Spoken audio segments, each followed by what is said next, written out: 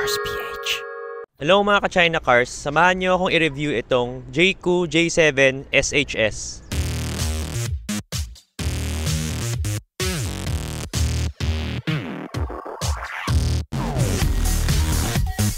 Join China Cars PH as we review the hottest Chinese vehicles in the Philippine market. Be sure to check us on TikTok, Instagram, and Facebook. Itong Jayco ay merong modern rugged design at merong signature oversized grille.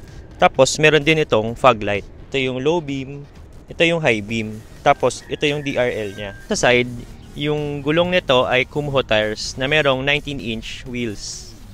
Tapos yung design dito sa gilid ay kamukha nung nasa harap na DRL. Ang side profile ng Jayco J7 ay merong sleek and modern design with bold lines and sporty stance. So nandito pala yung charging port. Bali, dalawang port ang meron. DC saka AC charging. Sa likod naman ay merong sharp geometric lines na may pagka-rugged ang design. Ang third brake light ng Jayco J7 ay light bar design. Automatic tailgate at may enough space pa naman sa mga luggage. Bale, meron din tong tonneau cover. Tapos yung mga upuan nito lahat na-fold rin. Sa engine naman ay may 1.5 liter gasoline engine with electric motor. Itong plug-in hybrid version ay may range na 1,200 kilometers with 18.3 kilowatt battery. Pasok tayo sa loob.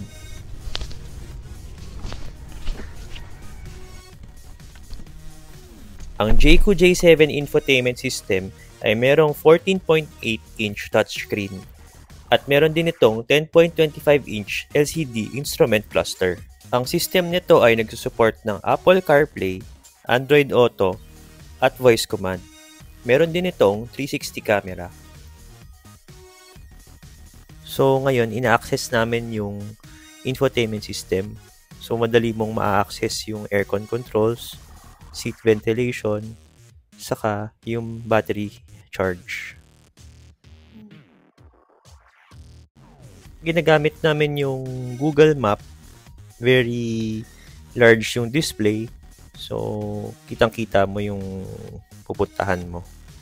Meron din itong mga importanteng buttons na very useful sa driver. Yung isang kakaiba rin dito ay yung gear selector niya. Yung power window switch niya, una, nakakalito kasi parang pa-reverse. So, patulak, pababa, and pa-atras yung close. Yung headlight controls rin nandito. Yung rear fog light, front fog light, which is very good feature kasi halos wala nang gumagawa ng front fog light. Ayan. Dito din yung pang-open ng trunk and yung pang-open ng gas tank. Tapos sa wiper naman nandito sa left side, which is usually nasa right side. Tapos parang knob lang siya. Meron din siyang rear wiper. Bale, ito yung tire pressure, average speed, and yung trip. 8-speaker sound system ang speaker nito. This video is brought to you by CS Films Nano Ceramic Tint with advanced nanotech and ceramics for superior heat, UV, and glare reduction.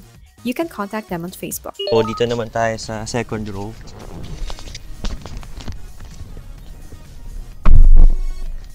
Bale, meron din siyang seat pockets dito sa upuan. 3 seat pockets. Tapos, meron ding aircon vent. Kaso, isa lang din. Then, yung charging ports dyan dito. Tapos, yung headroom naman niya, maluwag naman. Saka yung legroom, maluwag din. Halos 3 bakal. Yung recline nito, meron din 2 position. So, pwede mo pa siya i-recline ng isa pa. And then, meron din ditong center armrest na may 2 cup holder. Meron din magandang feature dito sa likod. Pagka merong dumadaan na kotse, nag-on din yung parang blind spot dito sa area na to, umiilaw. So makikita mo kung pwede kang bumukas ng pinto.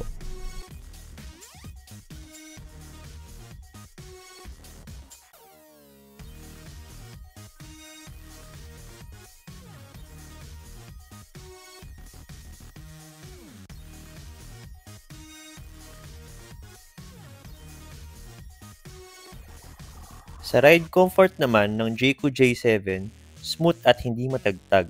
Pagdating naman sa cornering, very stable din ang J7. Most of the time, eco mode lang yung gamit ko. Kasi enough na yung power and response na kailangan ko kahit nasa steep roads going to Tagaytay. No need to switch to sport mode na. When usually sa iba, hirap pag naka-eco mode.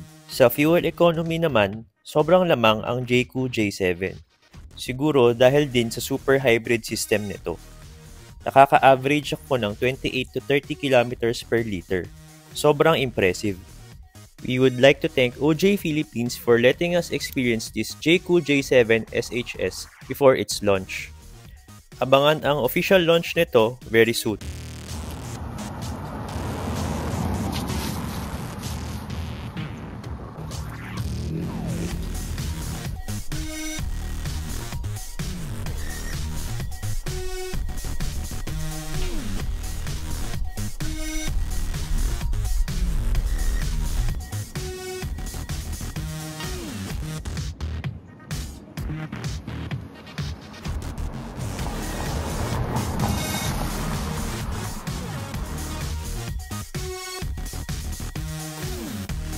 For more China car review and content, subscribe na sa aming channel.